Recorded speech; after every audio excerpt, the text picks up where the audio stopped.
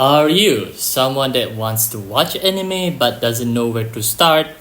Or maybe you have started watching anime but don't know where to go next? Or even better, you don't have a significant other, no friend, thus you begin consuming entertainment on a daily basis to fill in the void that is in your heart while waiting for the inevitable demise of your generation?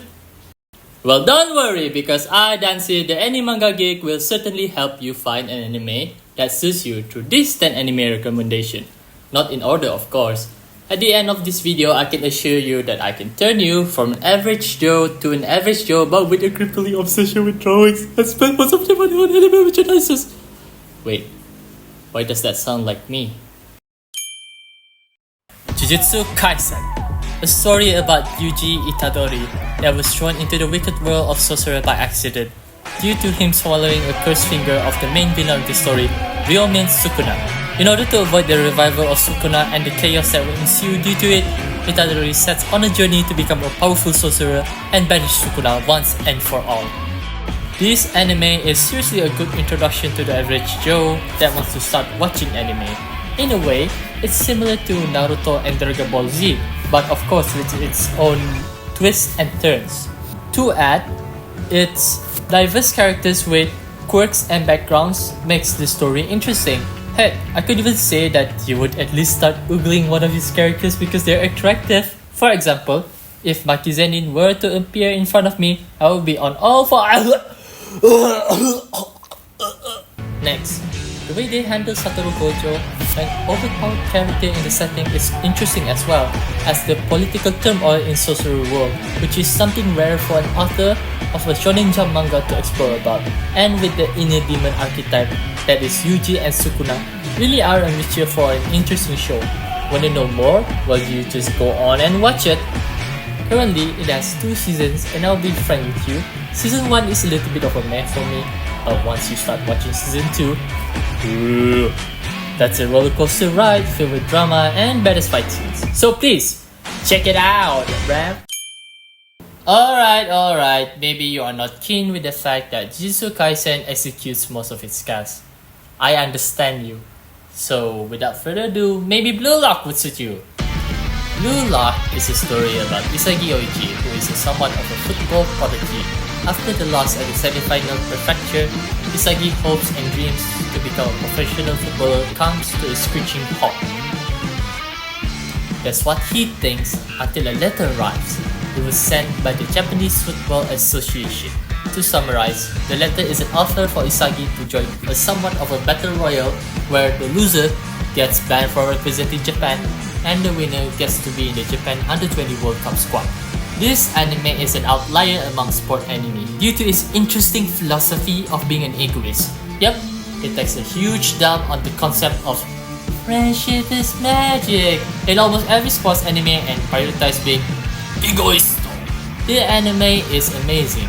It knows how to hype you up really well, and it perfectly justifies why being egotistical could actually help you win football games. The characters are fun to watch and they're also attractive, and oh boy, once you have finished the first season, I beg you to read the manga because it gets better after every chapter. Alright, I assume that you are not into sports, or maybe you want something realistic. I mean, yeah, who would even have the time and effort to gather 300 promising strikers from all over the country and put them into a battle royale? Plus the CGI sometimes are clunky and looks hilariously bad, so I understand why you are turned off from watching it. Maybe you would like a trope that is overused and wants a hint of realism in it. Something that would 100% intrigue you. An anime that will play with your emotion through its great writing and the message behind it. Well, you are in luck because Mob Psycho 100 is exactly the type of anime that will intrigue you.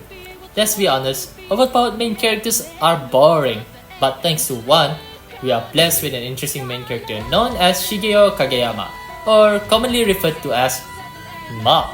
You see, Mob wants to live a normal life, but being granted psychic abilities prevent him from doing so, as he is constantly being put into circumstances in which he has to use his power. However, When emotions take control of him, Mob would just go apeshit and destroy everything in his way. Hence why he has decided to enlist under the wings of Regen, who is a self-proclaimed psychic but is actually a loser con artist. Words cannot describe how I felt about this anime. It's just amazing! The struggle of Mob, who is an actual outcast that tries to fit in, and he also struggles in conveying his emotions because if he did, it means that he would release his power as well. Hence why the dynamic between Regen and Mob comes to play a part in the story. Regen, although a con artist loser, he's genuinely a nice guy that gives thoughtful advice from Mob, which is why I adore this anime so much because it's filled with characters with complex personalities and believable agendas. Although some may argue that the style is not your average anime studio style, I think that that's the reason as to why it made Mob Psycho 100 even more better. Yep, Mob Psycho 100 do have sprinkles of comedy in it, but it does have emotional moments where it will leave you in awe. Overall, it's a great show for newcomers and veterans alike to watch. Plus, the opening and endings of Mob Psycho 100 are absolutely bangers. Mob Choir are sugai! I don't think I've done enough justice for this anime, so for your sake, please watch it, I beg you! Alright, how about we travel back in time, maybe around 100 plus years ago. Samurai Champloo. Yep, the next entry in this list is Samurai Champloo, an original anime release. Before we dive into this anime, did you guys know that this was directed by Shichiro Watanabe, the director of Cowboy Bebop? So, if you have seen Cowboy Bebop, then you should seriously watch Samurai Champloo. Samurai Champloo is a story about three travelers on a journey to find the samurai that smells like sunflower. Our main characters consist of the cool-headed one, Jin, the unpredictable one, Mugen, and the one who always ends up in trouble, Fu. Although it is relatively an old anime, don't let it scare you off because it is filled with colorful characters and the chemistry between the main characters was absolutely amazing. As the story progressed, we would learn more about the characters, which was done at a decent pace, and it isn't really full blown to show you the character's background, but it is sprinkled into bits in each episode, which would eventually leave you satisfied once you've finished the anime. I have to admit there are a few fillers in this anime, but it is a filler that you can enjoy. The overarching theme of Samurai Champloo is about the individuality of existence. We bond with people for a certain amount of time, albeit short or long, and eventually it will come to an end. We move on from it and forge a new path as we interact with new people and get into new relationships. This is evident when at the first episode of the series, our three protagonists met by a mere coincidence, and from that their relationship evolves from being strangers to friends. To support my argument, our main protagonist interacts with characters that have a variety of personalities and motives in every episode, albeit the ones from their past or complete strangers. Then at the end of it, our protagonist would bid them goodbye as they continue to search to find the samurai who smells like sunflower. Honestly, after watching this anime, it made me feel emotions that I can't really put into words. It's like a blend of sadness and happiness at the same time. The OSTs were amazing, and it definitely elevated my experience, especially on certain scenes. To add, the endings were absolutely amazing, especially the last episode ending. It just left you there craving more of Samurai Champloo. Fun fact, the I Don't Have Anime OST originated from this anime. Honestly, this anime could easily be in anyone's top 5 anime of all time. So I'm begging you, please watch it! Okay, let's tone down on the philosophical themes from the previous anime. Maybe you're not the type to think about something too much and just want to enjoy an anime to laugh your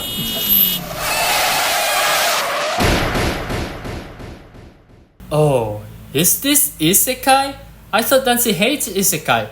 Well, you were proven wrong. I do like isekai just to laugh at the poorly executed concept of it and how most of the time just lazy writing. But Uncle from Another World is different from it. This story is about Yosuke Shibazaki, or commonly referred to as Uncle, who had just woken up from a 17-year-old long coma and was visited by Takafumi, who is his nephew. At first, Takafumi assumed that his uncle suffers from mental damage.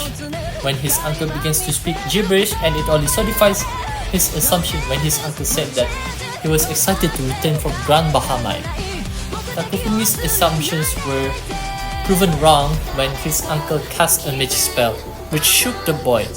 After that's done, his uncle moved into his apartment and thus began their weekly episodic of watching the memories of his uncle's 17 years of experience in Grand Bahamai.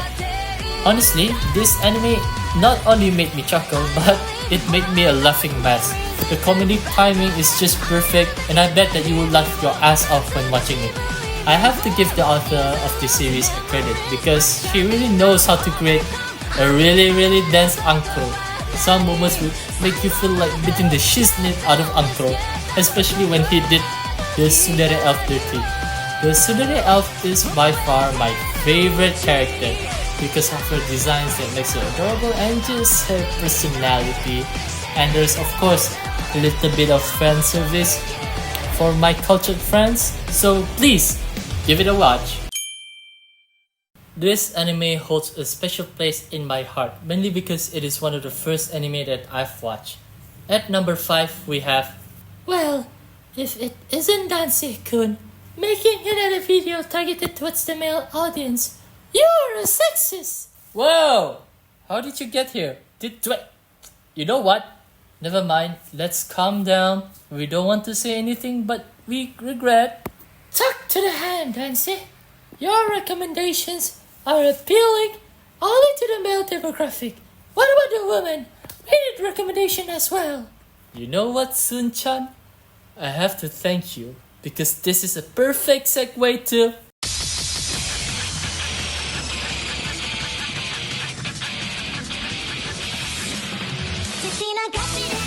K-On! Is one of the first anime that I've watched, and I must say that it was such an enjoyable experience for me. Yui Hirasawa is a first-year student and she wants to join a club but doesn't commit to one. 2 weeks have passed.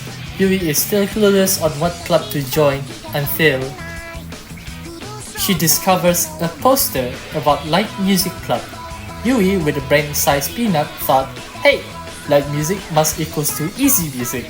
It's only after she joins that her childhood friend Noroka explains to Yui about her mistake.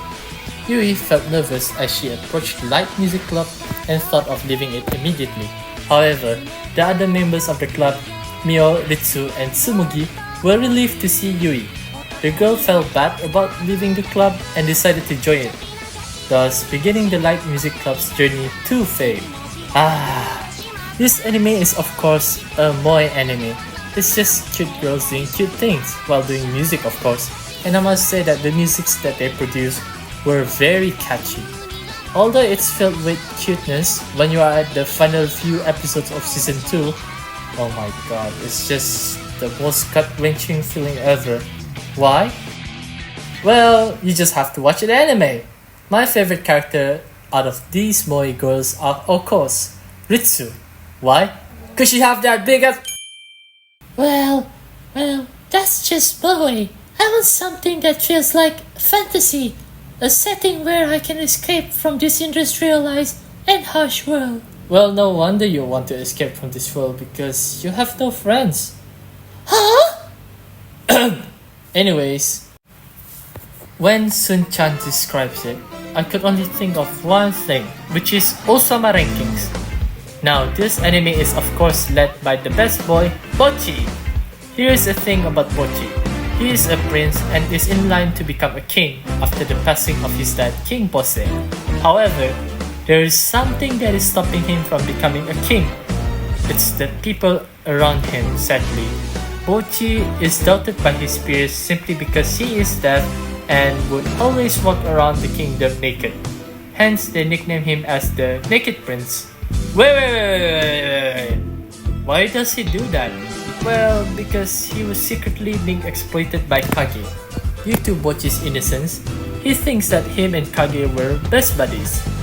One day, Kage decided to follow Bocchi around, since the prince had raised some interesting thought in Kage's head. Kage finds out that Pochi is the prince of the kingdom. While slithering through the castle, he sees how so many of Pochi's peers were looking down on Pochi. One thing leads to another. Pochi finds himself in a situation against his younger brother, Prince Daida, where of course he loses the match unfairly. Now, I don't really want to spoil the fun of Osama rankings, so I will stop here. Osama rankings is something that could be appreciated by everyone, albeit male, female, or attack helicopter, because of its characters. The author is brilliant in fleshing out the characters, especially Pochi, and I can assure you that you will 100% root for Pochi to become the king of the kingdom. It is an emotional roller coaster ride where you would definitely cry at some point. Again, my summary or review doesn't do it justice, so please watch it. It may sound like a great show, but I want a show where the main protagonist is a girl. Yeah, where she explores different places for each episode. Alright, maybe you watch too many Rare TV's video, but I do have something that fits the bill. Chino's Journey is a story about Chino and her talking motorrad, Hermes. For your sake and my sake, let's talk about the 2017 remake. In a nutshell, this anime revolves around Chino, traveling to different countries, and each country, of course, has its own unique customs, cultures, traditions, and ways of thinking. This is an interesting because in each episode you would explore a variety of themes and moral. Although some may argue that the 2003 version was miles better than the 2017 version, I still believe that the 2017 version still has its own unique factors that makes it an interesting watch. For instance, the animation is well done and it honestly cultivates your experience when watching the show. However, what elevates the experience even more is the OST. Again, it's a key factor as to why the show is interesting. The opening and ending sequence made by Yanagi Nagi is simply beautiful. It makes you feel something that you have never felt before. Overall, it is a great watch. I have heard of the show, but I still have to decline. It's a show with inconsistent CGIs, just like your videos. Inconsistent! Sheesh, relax, Sun-chan. Maybe you would like animes with top tier animation. Well, look no further because the next entry on our list is of course a movie directed by Makoto Shinkai, who is well known for his direction in animes with animation that could even rival real life. Kimi no Nawa. Mitsuha Miyamizu, a high school girl who wants to live the life of a person in the bustling city of Tokyo, a dream that is a contrast to her present life in the countryside. Meanwhile, in the city, Taki Tachibana lives a busy life as a high school student and a part-time worker at an expensive restaurant. One day, Mitsuha awakens in a room that is not her own and suddenly finds herself living her dream life in Tokyo, but in a boy's body, specifically Taki's. Taki, on the other hand, finds himself living in Mitsuha's life in the humble countryside. In pursuit to find the answer for this mind-boggling phenomena, they began to search for one another. Now, where do we even begin with this story? Well, masterpiece is an understatement to this piece of art. Everything about it is amazing. This is coming from someone who has watched lots and lots of anime. The cinematography of this anime is on its own level. It is definitely a key factor as to why I enjoyed watching the film. Aside from that, the philosophical theme about how there is this string of life that connects us to everybody else is just interesting and executed well. And to put cherry on top, the OSTs made by Radwimps were beyond perfect. It puts you into a fully immersive experience as you feel the characters' emotions. By the end of this movie, I could guarantee you that you would be left awestruck simply because of how beautifully made it was. Again, I might sound like a broken record. My review doesn't do this movie justice, so please watch it.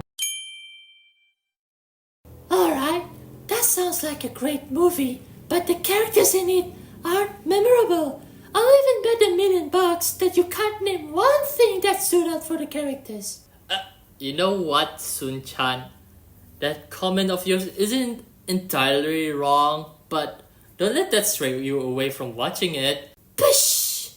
Just excuses. Admit it, Dansih. You don't have actually good recommendations. Alright, this is my trump card.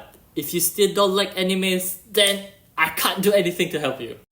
The final entry in today's video is, of course, a silent voice. As a wild youth elementary school student, Shoya Ishida is on a conquest to beat boredom, but in a sickening way. When the deaf Shoko Nishimiya transfers into his class, Shoya and the rest of his class decided to bully her just for the sake of it. The bullying became worse day by day, up to a point where Nishimiya's mother notified the school. Thus, Ishida's life was turned upside down very drastically. Now, Ishida is in his 3rd year of high school, still regretting his past actions.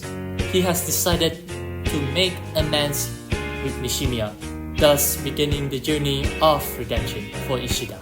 Honestly, this movie hits very close at home because I'll admit it, I have done things that I am not proud of, especially during my young and dumb era. But hey, let's not emphasize on that. It's just seeing Ishida going through a character development as his story progresses really strikes your heart. And it really strikes me seeing how Ishida tries his best in trying to be a much better person than he was before. Plus, the voice acting, man, was done excellently, especially during the crucial scenes. Although I have to admit it that it does have plot holes because this is an entire manga being squeezed into a 2-hour-long film. So if you want to experience it without pondering questions, I suggest you that you read the manga first and then watch the movie. After that, the movie is filled with gut-wrenching scenes that would make you bawl. I'm serious. It's a very wild emotional roller coaster ride. I've watched it a few times and it never fails to make me cry. Just a heads up for you geeks, this story main plot revolves around redemption and not about romance. I've seen a few of my friends complaining about the romance aspects of the movie. Overall, I think it's a great watch if you just switch your thinking brain off and feel the moment. You know, sometimes when you watch a TV show or an anime, you can't just think all the time. You have to feel too. How about that for a review, Sun-chan? You mentioned the plot holes. It's a huge deal for me. You are just an awful anime reviewer. Admit it, Dansih. You smell like octopus. Baka! Idiot! Taco Dansih! You smell like fish cake on a big stick. You can't give good anime recommendation and a sexist.